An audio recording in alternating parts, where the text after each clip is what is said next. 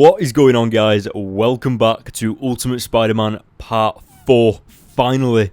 And I know it's been a while, mainly because of the Spider-Verse and I've got university and stuff like that, and I've just been focusing on other videos. And these ones take a little while longer to edit than usual, but yeah. So without further ado, we might as well just jump straight into this gameplay. So let's go and do this mission.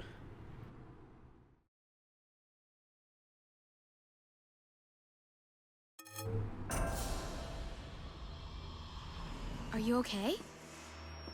My head is killing me. It's just pounding so hard.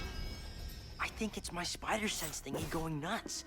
You might need to get somewhere safe.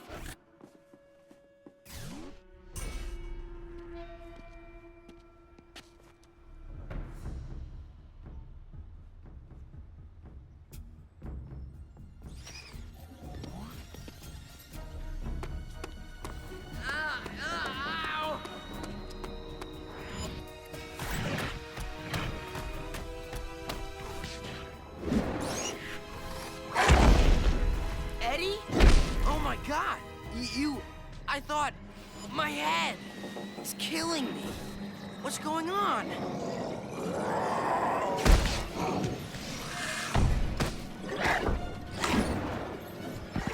Oh God, my head.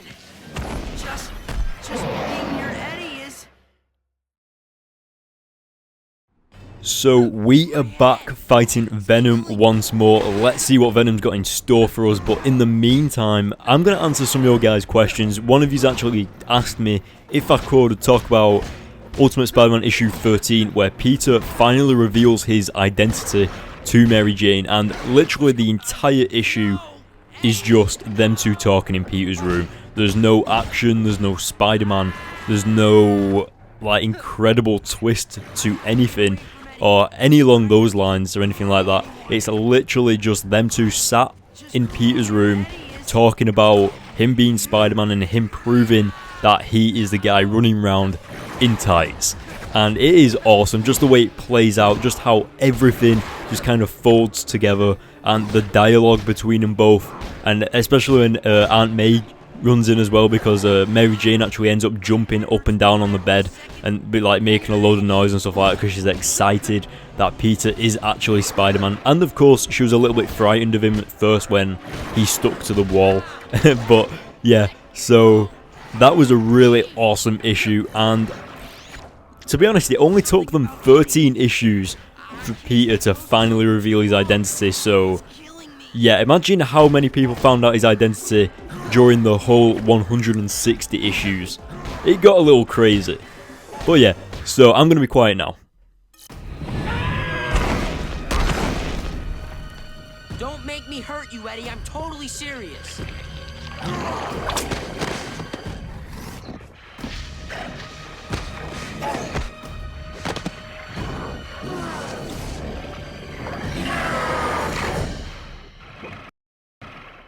Brock, sit. You guys with S.H.I.E.L.D.? You're in the way!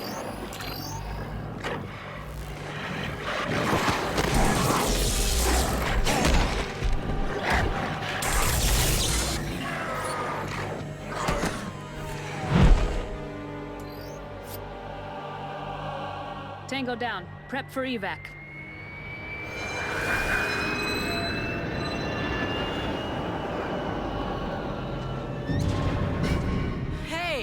What is this? What's going on? Nothing that concerns you. My bruised ribs beg to differ. Yeah. Okay then, sure. I'll just stay here and, oh, nuts.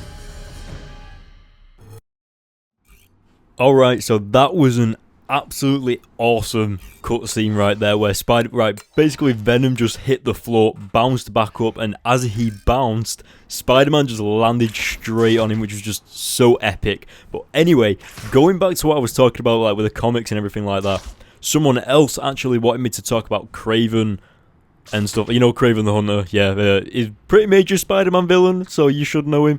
But in the Ultimate Universe, he isn't actually a full-on villain, like he doesn't have any superpowers. He is actually a reality TV show star, and Spider-Man actually encounters Kraven for the first time way back in his early days as being Spider-Man. I think it was like the second or third week of him being Spider-Man, and basically what actually comes to the terms with and stuff like that is Kraven is obviously a celebrity because he's like a reality show person type of thing, and he actually comes to Peter's school as a guest, you know, like to sign autographs with the students and stuff like that.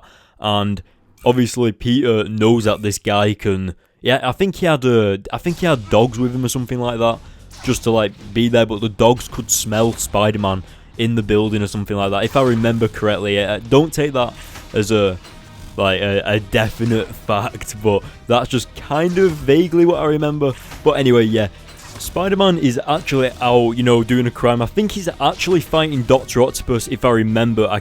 I'm just going off the top of my head here, guys, but I think it was Dr. Octopus that Spider-Man was actually fighting against, and obviously the crowd was all gathering round Spider-Man and Dr. Octopus fighting, and then eventually Spider-Man puts Doc Ock out of his misery, and then straight after, Kraven actually runs up to Spider-Man and starts trying to fight him as well. He like wants to get it on camera. Obviously, Kraven has like his reality TV cameras there and stuff like that to film it all, and basically Spider-Man is just like saying how he doesn't want to fight Kraven. He's just saying no, go away or something like that, and eventually Kraven starts like going to, you know, throw punches at Spider-Man. Spider-Man just dodges him like they're nothing, and Spider-Man actually does think that Kraven has powers, like, you know, with super strength or something like that. So Spider-Man just punches him as hard as he can and knocks Kraven straight out.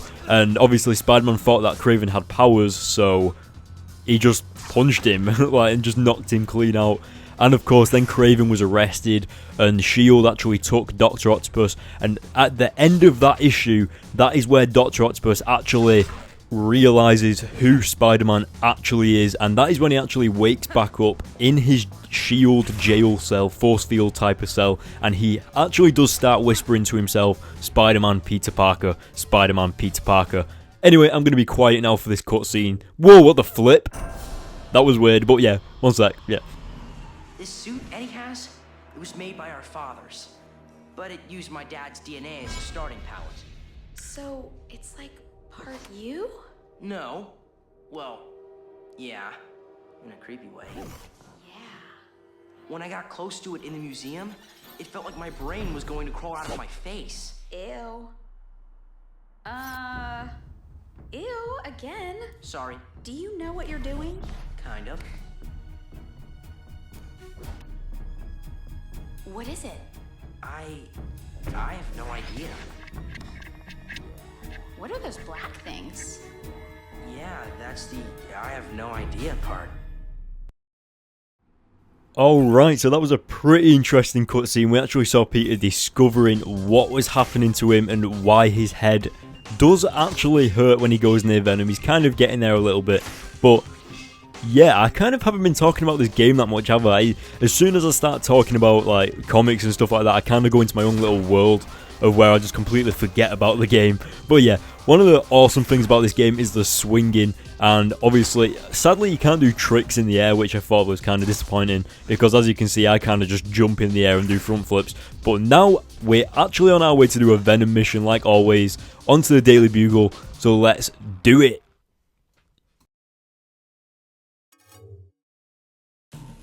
Edward?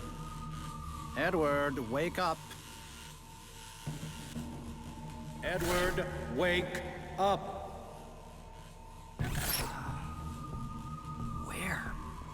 Where am I? You're home, Edward. This is where what you've become was born. I know you. Bolivar Trask, this is my associate, Dr. Adrian Toombs. I did my graduate work with your father's lab. I was there when he and Dr. Parker... Let's get down to business, shall we, Edward? The Venom suit is worth billions of dollars in government contracts. We wish to test This suit, it's too much for anyone to control. It will kill you if we leave you in there alone. When the suit consumes you, we will find someone else to test it. One way or the other, Edward, we will get what we are after. All right. What do I do first? This is a bad gig, man. I don't get it. Oh, it's worth tangling with this thing. A couple $100,000 in all the nook. All right, people, on your toes. No, I want out. You ready? I'm serious. I don't. Hey, Freak's vulnerable to electricity. This'll be fun. Bring it!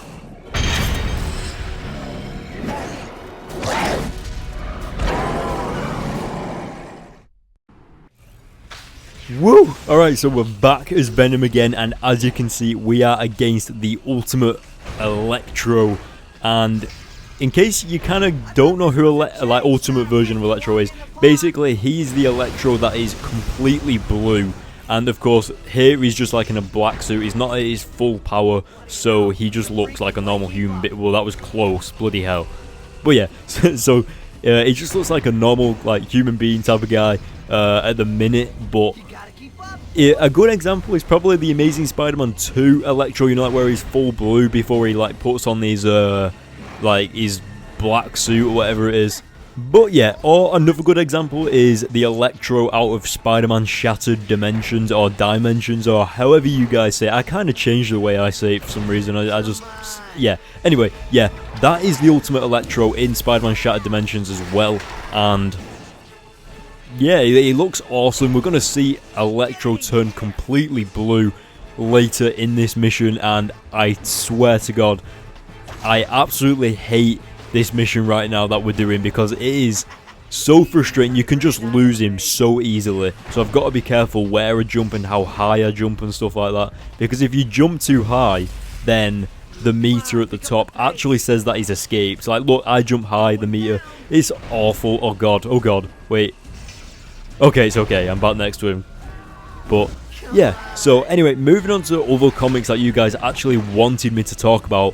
There was actually the Clone Saga that some of you guys actually wanted me to talk about, and that actually involves Dr. Octopus when he gets not recruited, but you know, like when he gets taken away by S.H.I.E.L.D.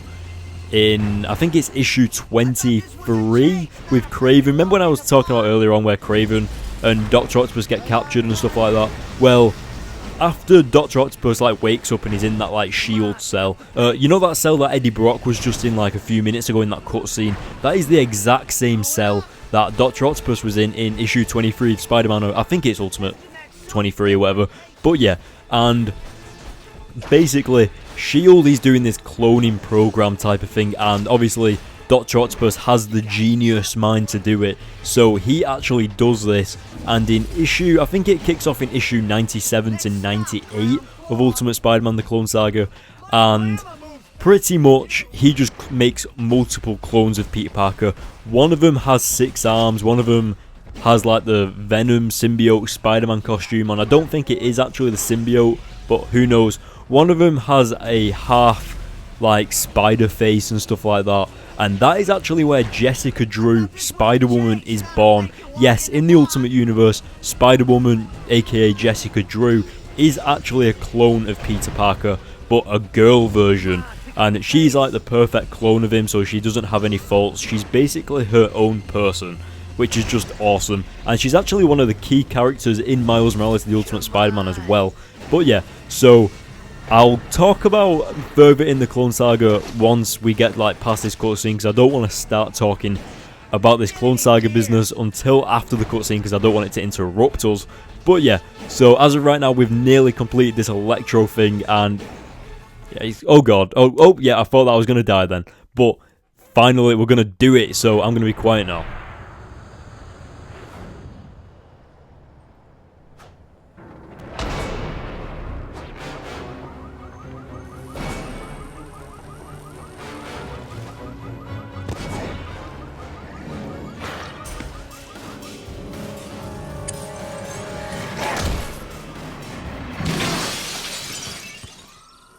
Here I am, you freak! Come on! Let's do this! Come on! Come and get me! Wait a second. Are you fighting another superhero on the side? I thought you and me had something special. I bet it's Daredevil, isn't it? What does he have? Back off, kid! I did it! I finally got that little yutz! Alright, let's finish this up. Fine. Like hell! I got dibs! Camera lock can be turned on and off by clicking the right. We do not care. Anyway, back into this Electro fight. We have now got to protect Spider-Man, Electro, Havoc. Oh my god, he dodged it.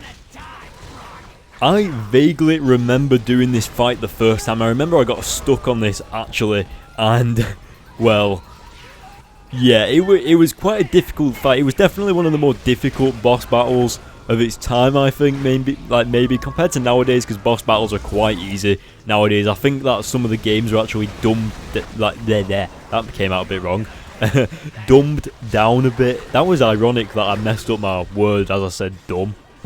Anyway, but yeah, they're kind of dumbed down a bit. It's kind of, I remember on a Tomb Raider game ages ago, like the very first one, that you had to get a boat out of like this certain part, and it took maybe days to figure out how to get it out of there. You never got any, like, you know, suggestions or help or anything like that. I don't know. Whoa, what happened then? Did you see that? What the hell? I wish you could throw these cars a little bit faster. But where's he going? Where's it? What? No, what? Oh, here we go. Here we go, guys. Alright, no more screwing around. We're gonna do this. We're gonna do it right.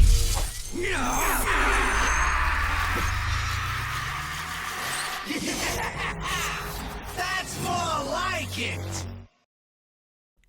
Alright, so Electro has gone Ultimate Electro, and it is awesome. Just the way he turns full blue. And basically, what's really funny is that when you hit him, he basically just turns into like he's in his boxers, like he's half naked. Which is just so awesome. But, yeah. What was I saying a minute ago? Oh yeah, talking about the Clone Saga, actually. Basically, what happens in that entire thing and stuff like that, it actually goes on from issue 97 or 98 to issue 104, if I remember correctly. And pretty much what's going on and everything like that, Dr. Octopus, I've already said, Clone Spider-Man, Peter Parker, all of that crazy stuff.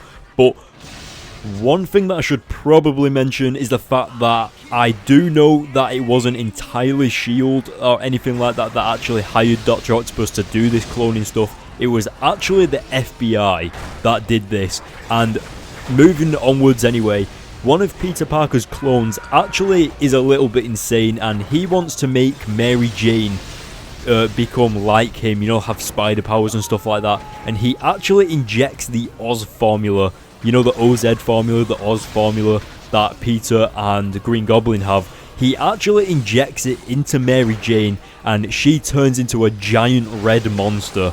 And all this crazy stuff goes down. But in the end, Mary Jane turns out alright. Thank you to the Fantastic Four for curing her.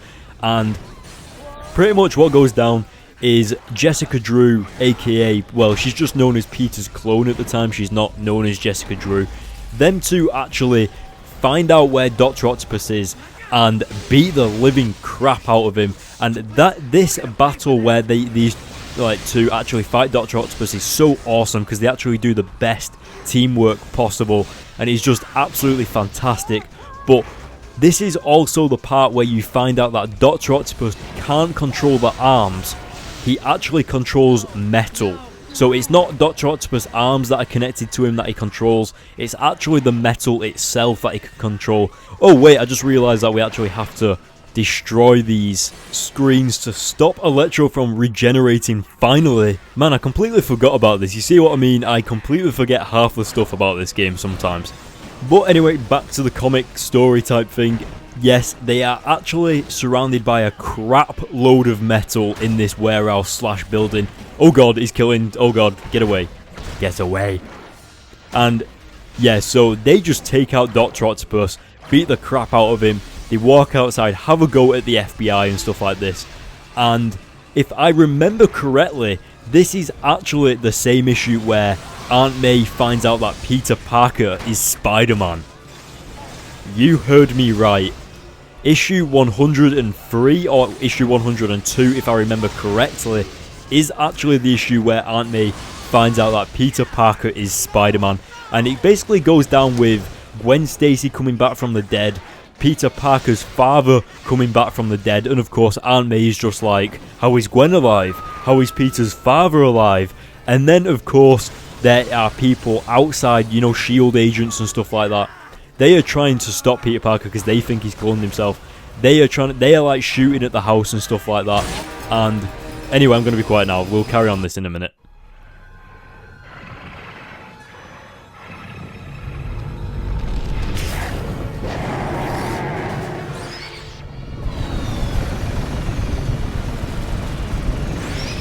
Stand down!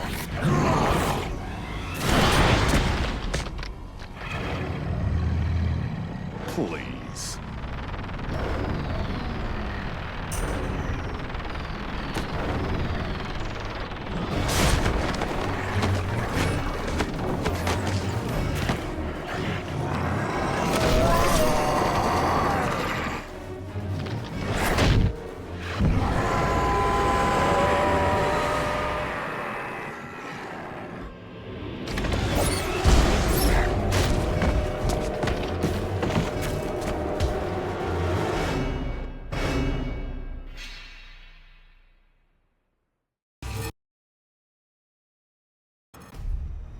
Peter, come on, kiddo, wake up. What are you doing here? Come on, get up. Why can't you keep this electric guy you're supposed to be keeping in prison?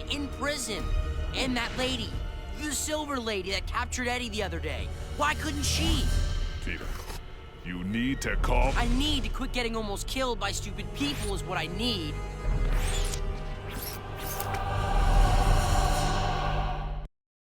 Alright, that was an absolutely insane cinematic. That part where Nick Fury just blasts Venom across the floor and the camera just goes back to Nick Fury and says, please. Man, that was badass. But yeah, what did you guys think of this walkthrough? What did you guys think of this game so far?